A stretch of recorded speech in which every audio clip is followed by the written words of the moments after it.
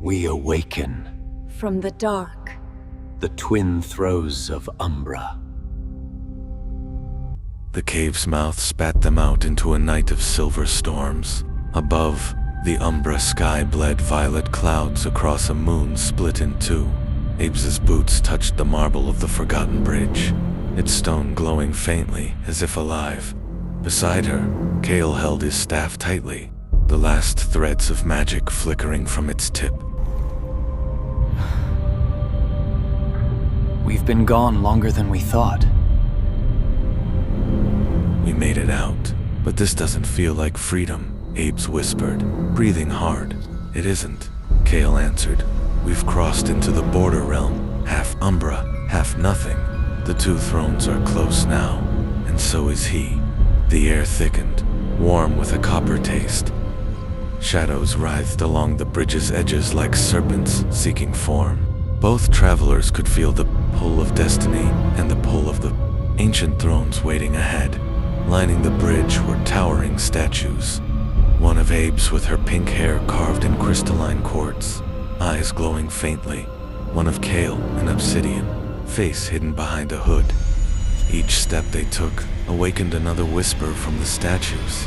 Blood of royal, air of shadow, light within dark. They're speaking the prophecy aloud, Kale warned. Abe's, don't listen too long, or it pulls at your soul. Umbra, it's fallen.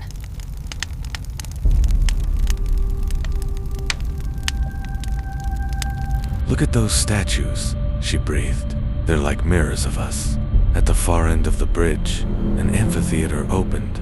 A colossal ring of black marble under a moonlight so pale it looked like liquid glass. In the center rose the first throne, carved from onyx and silver veins, pulsing with a heartbeat-like glow. That's one of them, Abe's whispered. The throne of night, and the other stands opposite, Kale said. But we can't sit on either, not yet. If you do, it will bind you forever. As they stepped closer, the ground trembled. From the shadows behind the first throne, a tall figure emerged, cloak like spilled ink, eyes like shattered mirrors.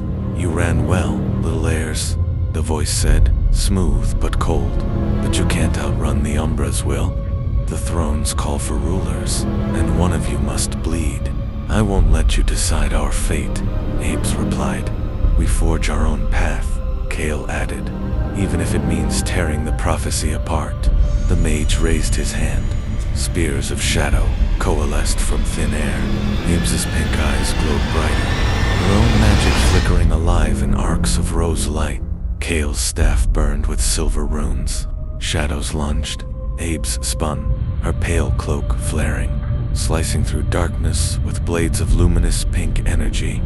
Kale countered a barrage with shields of translucent ice, then sent a storm of spears whirling back at the mage. You wanted a ruler, then kneel, Abe's shouted.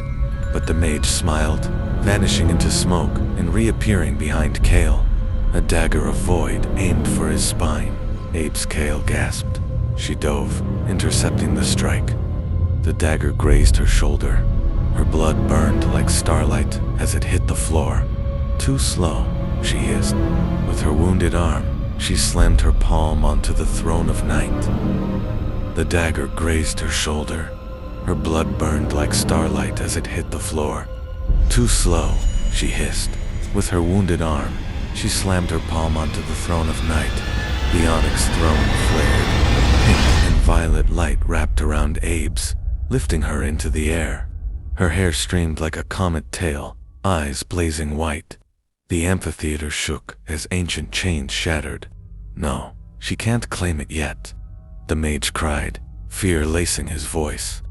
Kale anchored himself to the ground as waves of force tore apart the floor. Statues cracked, raining shards of quartz. I am no heir, Abe's voice thundered.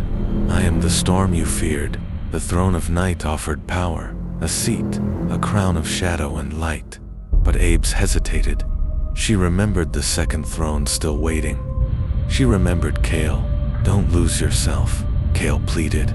Take its power, but not its chains. I can hold it long enough, she breathed. She rose from the throne's aura, carrying its power, but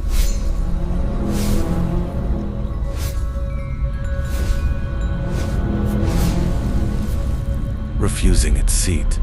The light burned in her veins, a borrowed storm. With the throne's power surging through her, Abe's struck.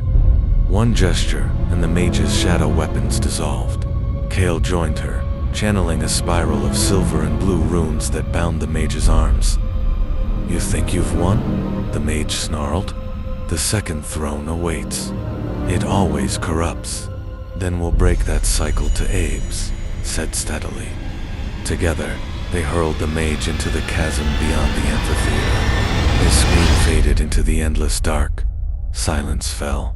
At the far side of the amphitheater, the second throne glimmered, this one of crystal and frost. The throne of dawn. Its light mirrored Abe's own, but colder, sharper. "It's calling me," Kale said quietly. "Then take it but like I did. Borrow. Don't kneel," Abe's urged. Kale stepped forward, staff trembling. The throne's light poured into him, silver meeting blue. His eyes blazed as runes raced up his arms.